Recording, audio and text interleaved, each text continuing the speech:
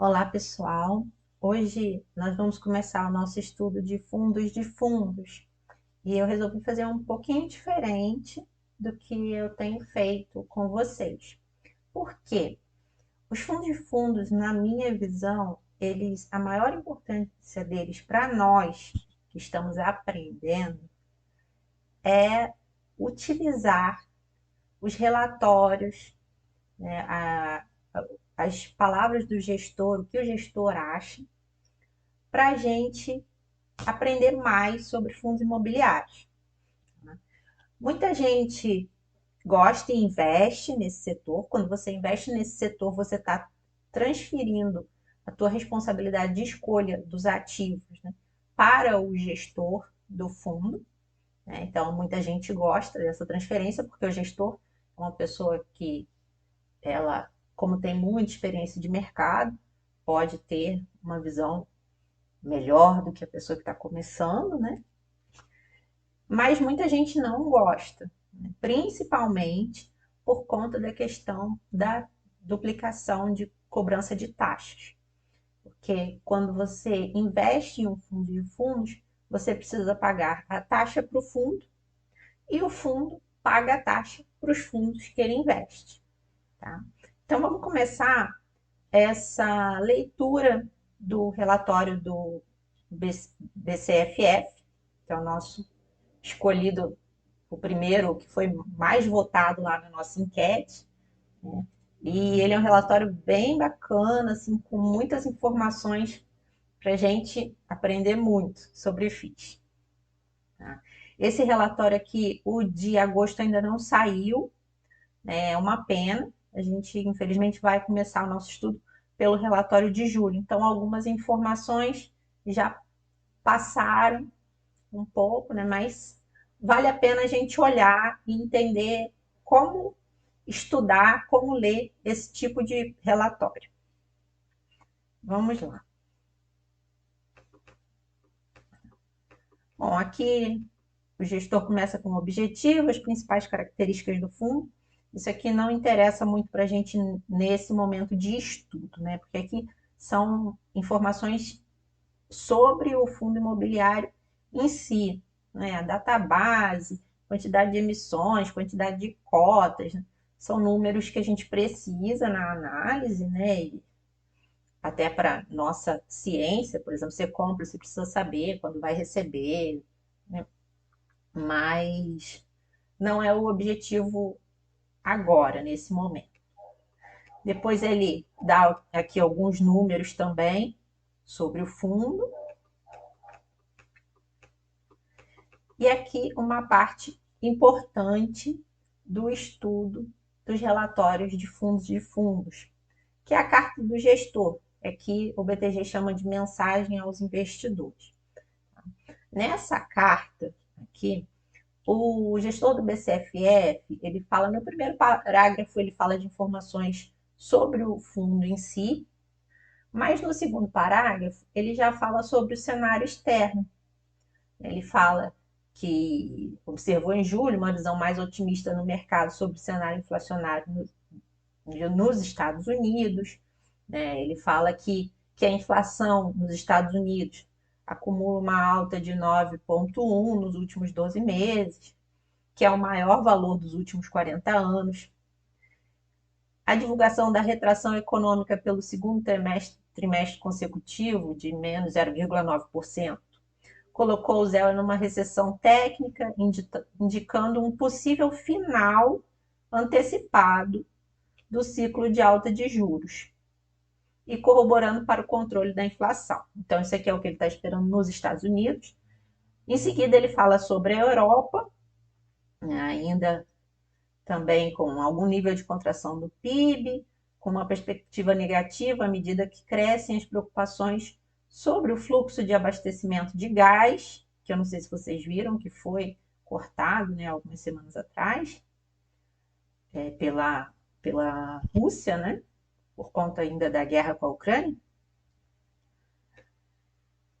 E, bom, embora esteja prevista uma desaceleração econômica do bloco europeu, mantém-se na perspectiva de alta da inflação.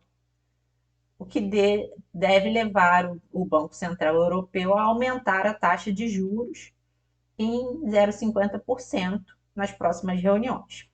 Então, e aí ele deixa claro aqui na última frase que o BCFF está atento a essas movimentações para que, caso seja necessário fazer alguma modificação nos investimentos do BCFF por conta disso, eles vão fazer, eles já estão de olho nisso.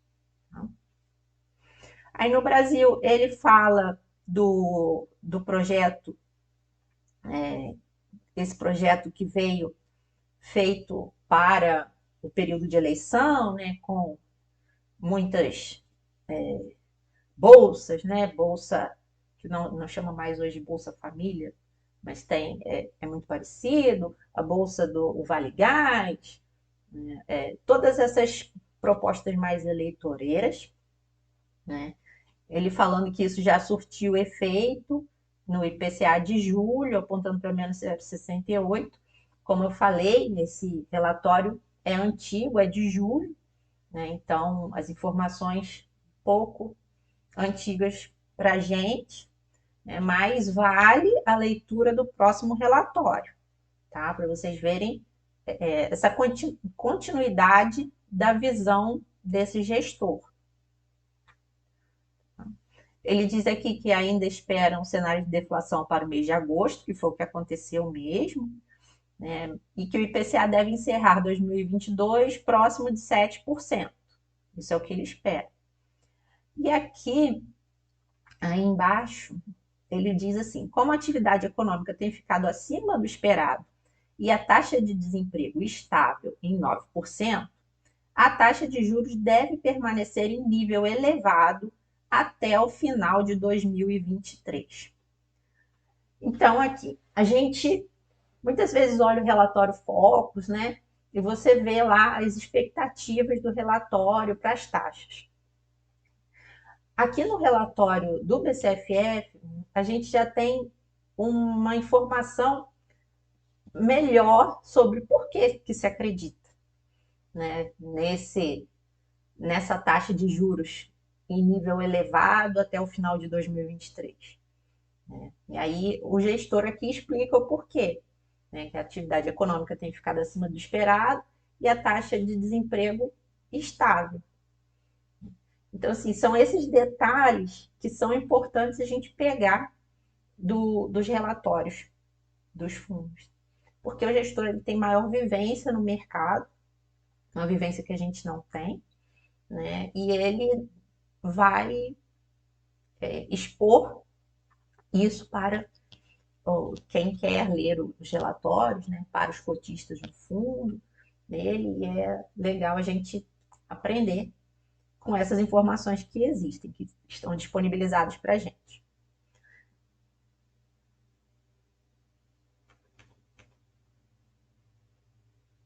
Aí aqui embaixo ele fala sobre a questão da alta de juros e os preços dos fundos imobiliários, só que isso aí já passou, a gente já viu essa alta nos fundos de tijolos, na época que esse relatório foi escrito, isso não tinha acontecido ainda, tá? Então na época ainda tinha uma janela de oportunidades, hoje essa janela já está mais apertadinha, né? E ele diz que nesse contexto é preciso acompanhar todo o cenário macro de perto, mas sem deixar de lado a análise micro e as peculiaridades de cada nicho imobiliário, em que buscamos seguir, originando novas frentes de investimento ao BCFE. Então, ele está de olho nessas situações que ocorrem, né, tanto no macro quanto no micro, para poder fazer os ajustes nos investimentos do BCFF. Né? E a gente também deve ficar de olho caso precise ser feito algum ajuste nos nossos investimentos também. Ou até mesmo para escolher os nossos fundos, né? Que muitos ainda estão nessa fase de escolha, e que eu acho até que é uma fase infinita, ela é perpétua. Né? A gente estuda sempre para poder estar melhorando a carteira, né?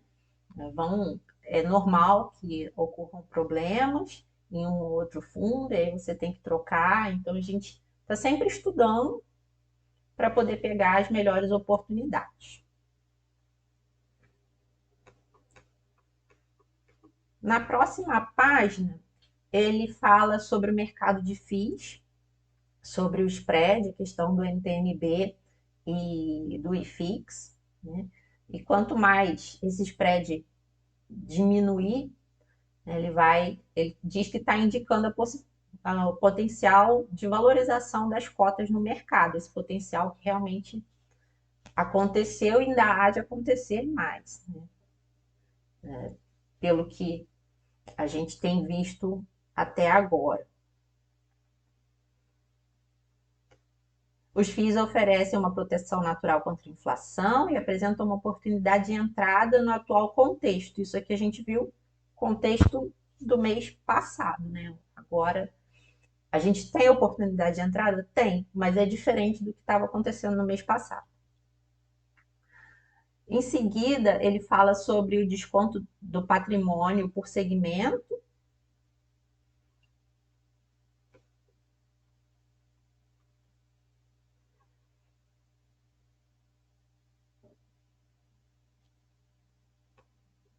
E fala sobre que havia uma janela de oportunidades maiores nesse período nos fundos de tijolo, com potencial ganho de capital, porque como estava muito barato o tijolo, né? Quem comprou, o fundo poderia comprar tijolos e depois revender na alta.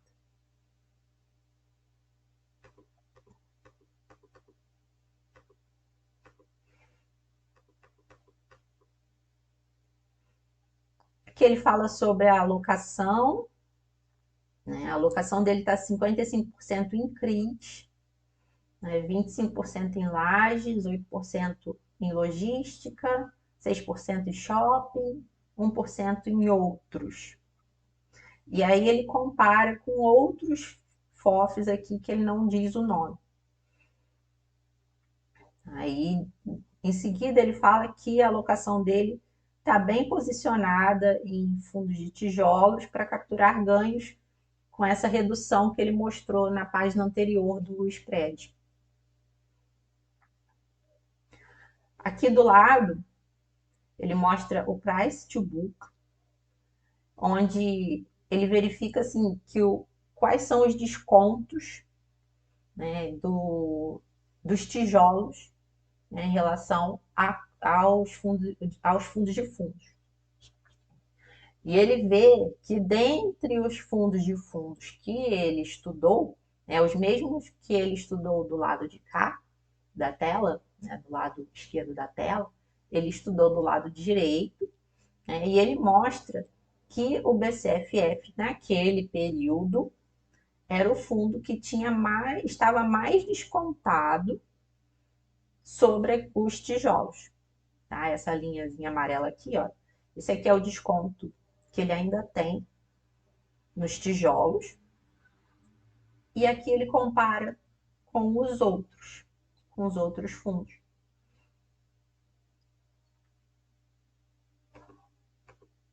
Aqui só para complementar, né, os FOFs, eles sofrem muito tanto com a queda do mercado.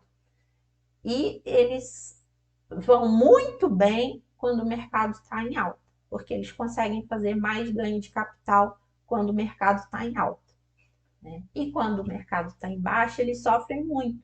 Então, eles têm fundos de tijolos comprados a valores muito baratos, tá?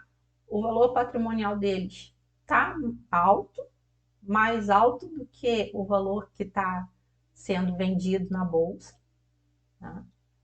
Então, a gente vê aqui um desconto na compra. Se você está comprando FOF e ele tem uma compra num valor bem baixo de um fundo de tijolo, você está comprando esse imóvel de tijolo, esse fundo de tijolo, com um desconto maior do que se você for comprar diretamente no mercado, né? Porque os caras do FOF, eles compram no momento eles têm estratégia para comprar, né? Então a ideia é eles comprarem esses em valores bem baixos, né, os fundos, para depois fazer essa revenda.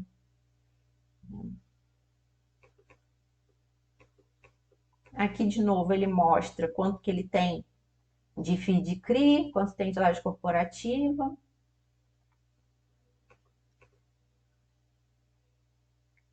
E explica aqui a parte da estratégia dele, né? Que esse mês o segmento está com 2% menor na carteira dele, devido à variação de mercado das cotas dos FIIs que compõem o portfólio.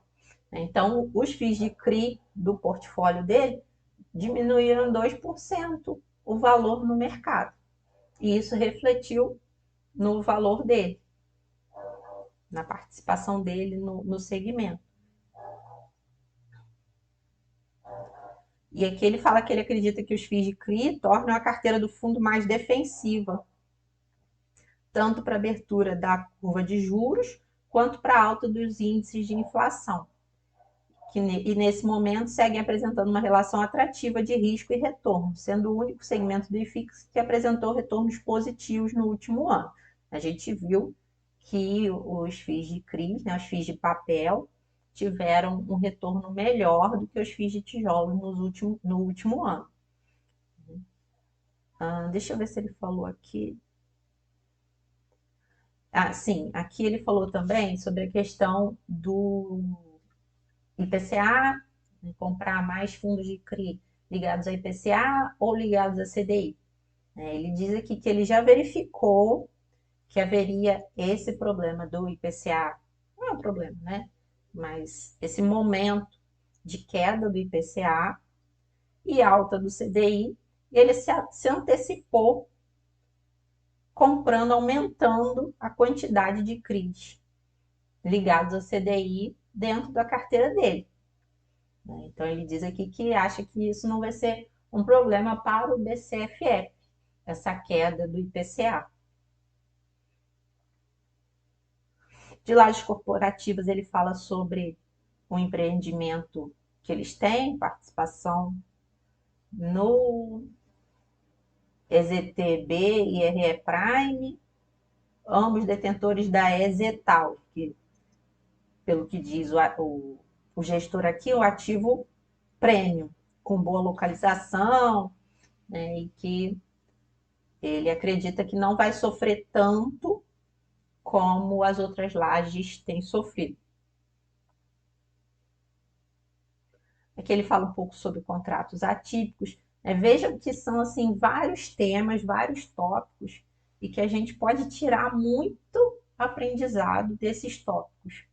Tá? A gente hoje está lendo do BCFF, mas você pode pegar relatório dos outros FOFs para estudar. Alguns não são tão grandes, tão longos quanto do BCFF, mas vão te dar uma boa base de estudo, assim, para você poder depois ir se aprimorando, sabe? Você vai ver coisas diferentes, coisas que você nunca viu, principalmente para quem está começando, nos relatórios dos FOFs, e depois você consegue ir caminhando melhor. Antigamente, até, né, eu fui aluna de um professor de física e ele falava que não existia cursos de FIS, né, há 10 anos atrás, 15 anos atrás.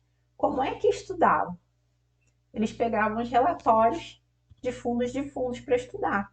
Pegavam os relatórios dos fundos para poder estudar e entender como o gestor pensava para poder replicar na sua própria carteira.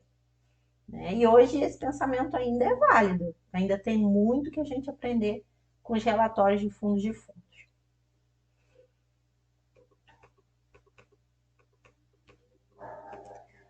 Bom, a próxima página é o resultado do fundo, né? E ele falando aqui que o FFO, que é um rendimento teórico do fundo, sem levar em consideração o ganho de capital.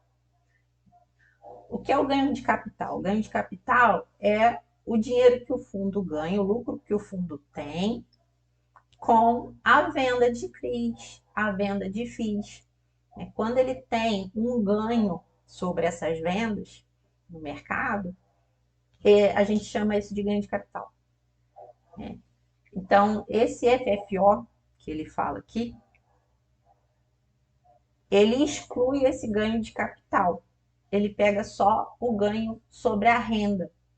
Quanto recebeu de dividendo dos FIIs. E por que isso é importante? Porque é importante para o cotista saber esse valor do fundo, de fundos. Porque se o cotista depende muito de ganho de capital, isso também acontece em fundos de CRI muito, tá? Se o cotista depende muito de ganho de capital para manter o dividendo, é fácil que o dividendo caia. Porque basta um mês o gestor não conseguir fazer o mesmo ganho de capital para abaixar o valor do dividendo. Tá? Então, isso é importante. Tá? Aí aqui, na lateral, ele mostra a composição de rendimento e o ganho de capital e a renda de FII. Aí você vê que aqui a renda de FII, olha, é o maior. Aqui ocupa mais espaço dentro dos ganhos aqui da composição do rendimento do fundo. Tá? Isso é bacana, sinal que o fundo consegue manter esse dividendo que ele está dando aos cotistas.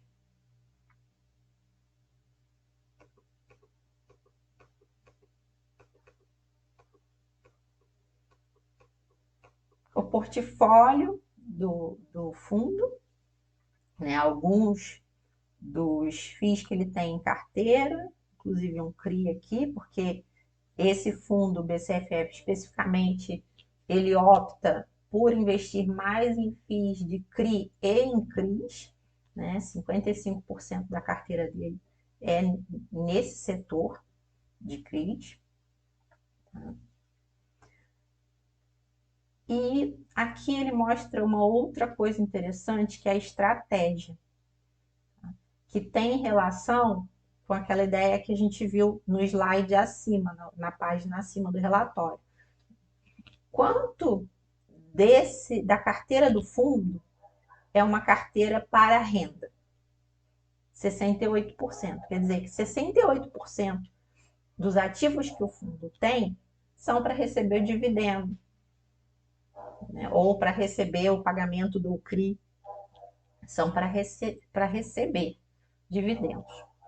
Né? E 32% é para ele vender e fazer ganho de capital sobre essas vendas. Então, aqui também é interessante a gente ver, porque da mesma forma como lá em cima nós vimos que a maior parte do ganho do fundo, né, da receita do fundo, está ligada ao ganho a renda, né? Está ligada à renda. Aqui também, nós vemos que a estratégia dele também, a maior parte, está ligada à renda. Então, legal, isso dá uma segurança a mais para o cotista de que a renda vai conseguir se manter.